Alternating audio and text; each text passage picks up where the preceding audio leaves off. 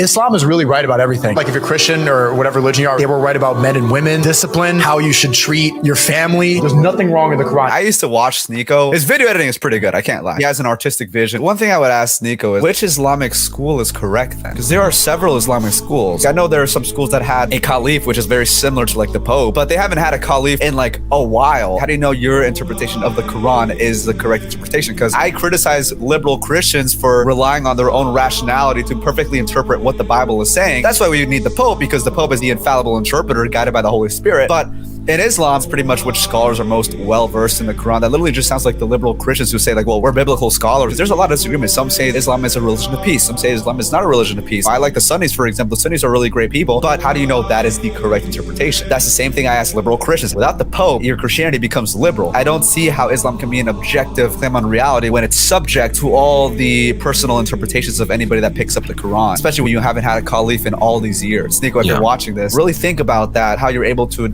arrive at objective truth instead of relying on your own personal understanding of religious texts such as the Quran or the Bible.